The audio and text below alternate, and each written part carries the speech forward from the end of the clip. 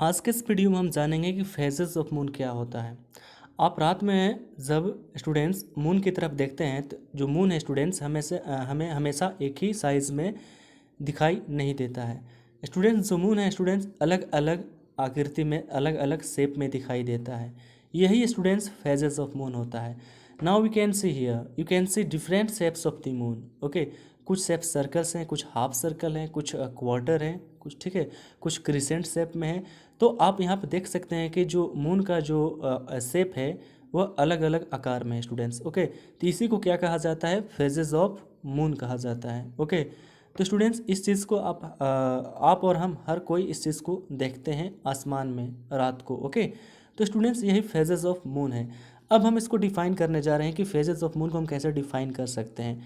तो जैसे स्टूडेंट्स यहाँ पे कह रहे हैं the different shapes of the moon as visible from the earth are called its phases. Students जब हम आकाश में डिफरेंट आकृति का अलग अलग आकृति का मून देखते हैं तो स्टूडेंट्स उसी को हम फेजेस ऑफ मून कहते हैं। ओके, आगे कर रहा है students the shape during a particular phase depends on the lighted part that can be seen by us at A time on earth. Students जो फेजेस ऑफ मून है यह depend किस चीज़ पे करता है, यह डिपेंड करता है कि हम मून के किस पार्ट को देख रहे हैं। जो पार्ट स्टूडेंट्स हमें दिखाई देता है वही स्टूडेंट्स फेजेस ऑफ मून होता है। यानी कहने का अर्थ है स्टूडेंट्स, जैसे कि मैंने आपको बताया था कि जो स्टूडेंट्स आपका जो मून है अर्थ के चारों तरफ चक्कर काटता है, ऑर्बिट करता है स्टूडेंट्स। ओके, तो जिस तरह से अर्थ सूर्य के चारों तरफ घूमता है वैसे मून पृथ्वी के चारों तरफ घूमता है। तो जब मैंने आपको बताया था कि इससे पहले वाले वीडियो में कि जब मून पे लाइट फॉल होता है तो वह लाइट रिफ्लेक्ट होकर अर्थ पे आता है, जिससे कि मून जो है हमें चमकीला दिखाई देता है, ब्राइटनेस दिखाई देता है, शाइन होता है। ओके, मून का अपना कोई लाइट नहीं होता है। तो स्टूडेंट्स वैसे ही जब मून पे लाइट फॉल होता है तो जिस पार्ट पे, क्योंकि जो चंद्रमा भी है वो चारों तरफ घूम रहा है, तो जिस पार्ट पे लाइट फॉल होता है वो उसी पार्ट से लाइट रिफ्लेक्ट होता है। और जितने पार्ट से लाइट रिफ्लेक्ट होता है स्टूडेंट्स वह उतना ही हमें धरती से दिखाई देता है। इसीलिए स्टूडेंट्स ये अर्थ का जो मून का है स्टूडेंट्स फेजेस जो उसका आकृति है चेंज होते रहता है। जैसे सपोज डेट ये आपका मून है, इसी इतने ही पार्ट से लाइट रिफ्लेक्ट हो रहा है स्टूडेंट्स, तो हम इतने ही पार्ट को क्या कर सकते हैं, देख सकते हैं। बाकी पार्ट जो स्टूडेंट्स होता है वो डार्कनेस होता है, इनविजिबल होता है। ठीक है, अब ऐसा नहीं है कि स्टूडेंट्स मून का पूरा शेप चेंज होते रहता है, ऐसा कुछ नहीं है। कहने का अर्थ है कि जिस पार्ट पर लाइट फॉल होता है उसी पार्ट से लाइट रिफ्लेक्ट होता है और उतना ही पार्ट हम क्या करते हैं स्टूडेंट्स, देख पाते हैं। इसीलिए स्टूडेंट्स अलग अलग मून का फेजेस यानी कि आकृति चेंज होते रहता है। तो ये चीज़ तो आप जान गए कि फेजेस ऑफ मून क्या होता है। फिर आपने फेजेस ऑफ मून को डिफाइन करना भी सीख गया। अब स्टूडेंट्स बात करते हैं कि ये जो मून जो फेजेस हैं, मून का जो फेजेस है कितना है। तो students there are 8 phases of the moon. Moon के कितने फेजेस होते हैं, 8। ओके स्टूडेंट्स, तो अब इसका भी हम नाम जान लेते हैं कि कौन कौन सा फेज होता है। जैसे कि new moon, full moon, okay, waxing, crescent. Okay, उसके बाद स्टूडेंट्स आपका वेनिंग, गिवस, फर्स्ट क्वार्टर और हाफ मून, लास्ट क्वार्टर और half moon, waxing gibbous and waning crescent.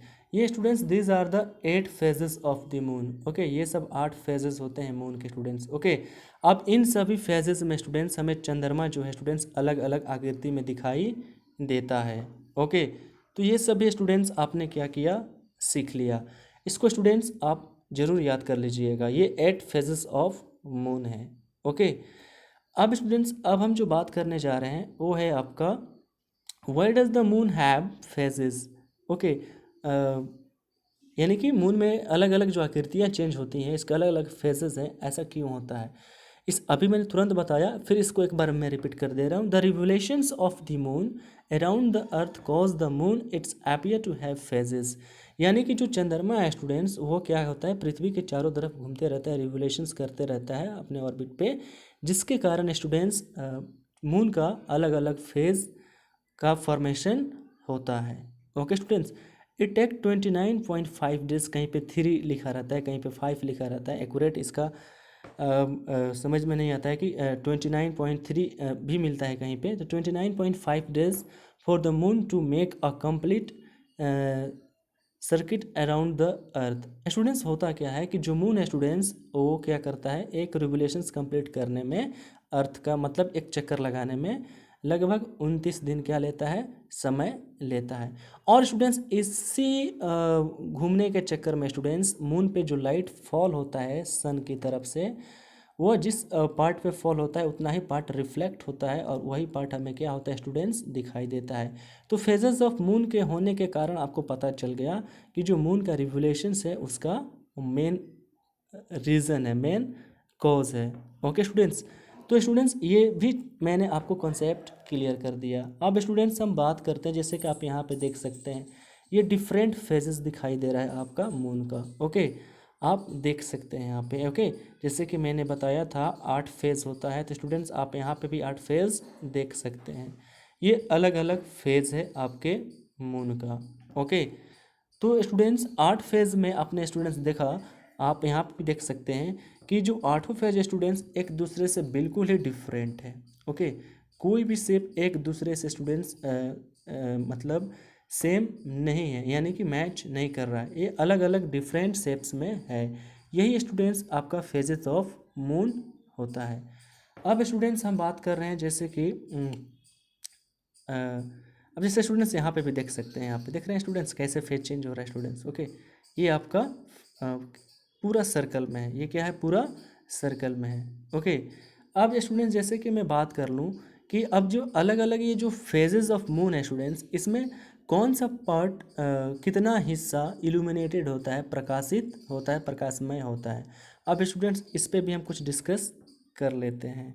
Okay, जैसे कि स्टूडेंट्स मैं बात आपको बता दूं, अब जैसे कि सबसे पहले मैं बात कर लूँ न्यू मून। न्यू मून में क्या होता है स्टूडेंट्स, तो न्यू मून में क्या होता है स्टूडेंट्स, जो चंद्रमा है, जो मून है स्टूडेंट्स, ओके, आपका जो मून है वो क्या होता है स्टूडेंट्स, वो आपका अर्थ और सन के बीच में आता है, अर्थ और सन के बीच में आ जाता है।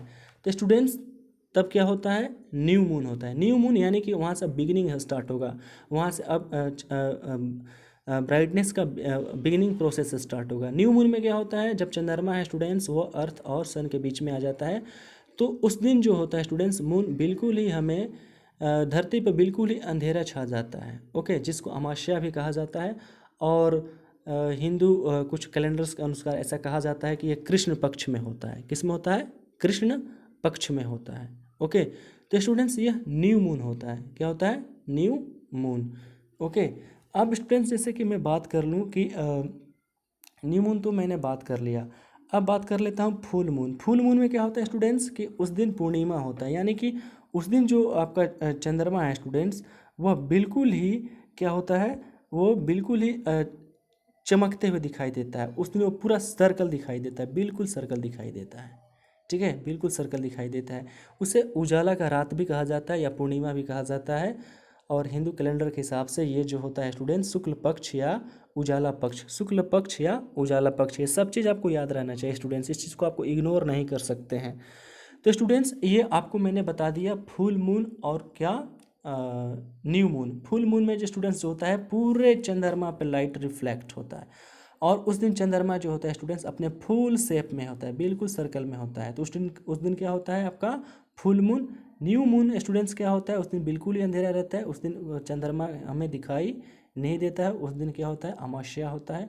और ये स्टूडेंट्स कब होता है, शुक्ल पक्ष में होता है स्टूडेंट्स। तो ये दो चीज़ आपका क्लियर हो गया स्टूडेंट्स। ओके, अब जैसे कि स्टूडेंट्स अब मैं बात करता हूँ, जैसे कि अब इसमें बात करता हूँ वैक्सिंग क्रिसेंट। किसकी बात कर रहा हूँ, वैक्सिंग क्रिसेंट। इसमें क्या होता है students, bright side is increasing, bright side is increasing. इसमें क्या होता है स्टूडेंट्स, जो ब्राइट साइड होता है चंद्रमा का वो इंक्रीज करता है, क्या करता है, इंक्रीज करता है।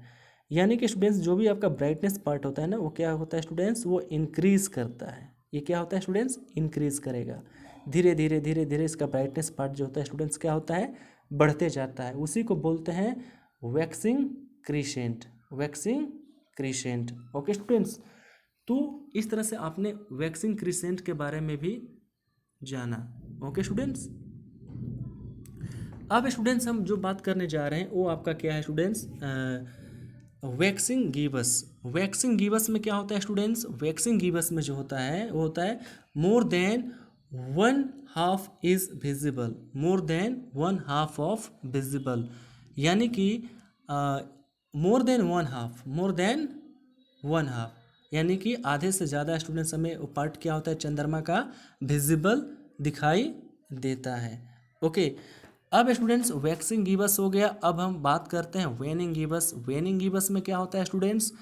इल्यूमिनेटेड साइड इज डिक्रीजिंग, यानी कि जो स्टूडेंट्स जो पार्ट इल्यूमिनेट हो रहा है, जो क्या हो रहा है स्टूडेंट्स? इल्यूमिनेट हो रहा है, यानी कि जो प्रकाश है, जो प्रकाशमय पार्ट है स्टूडेंट्स, वो क्या होता है? डिक्रीज होता है, कम होता है, वह कम होता है। ओके, तो इस तरह से स्टूडेंट्स आप देख रहे हैं कि किस तरह से जो अलग अलग फेजेस हैं उसमें से किस तरह से उसका पार्ट कोई इल्यूमिनेट हो रहा है, कोई आपका डिक्रीज हो रहा है, कोई इंक्रीज हो रहा है, ऐसे ऐसे हो रहा है। ओके, अब वैक्सिंग क्रिसेंट। क्रिसेंट मतलब क्या होता है? इसको हंसिया भी बोला जाता है, हंसिया। वैक्सिंग क्रिसेंट में क्या होता है स्टूडेंट्स कि इसमें जो आपका less than one half of the moon is illuminated, less than one half. Okay, ये आपका वैक्सिंग क्रिसेंट हो गया, ये आपका वैक्सिंग क्रिसेंट हो गया।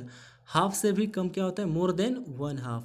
Okay, sorry, less than one half of the moon is illuminated. Okay, less than one half यानी half से भी कम स्टूडेंट्स क्या होता है? चंद्रमा का हिस्सा हमें क्या होता है? इल्यूमिनेटेड दिखाई देता है, यानी कि प्रकाशित होते हुए दिखाई देता है। तो इस तरह से स्टूडेंट्स आपने देखा कि अलग अलग मैंने आपको फेजेस ऑफ मून के बारे में बताया और सभी फेजेस को मैंने क्या किया स्टूडेंट्स? आपको एक्सप्लेन भी किया। तो इस तरह से स्टूडेंट्स आप कीजिएगा क्या कि इन सभी फेजेस ऑफ मून को आप नोट कर लीजिएगा। फेजेस ऑफ मून क्या होता है इसको भी आप नोट कर लीजिएगा और इसको याद कर लीजिएगा।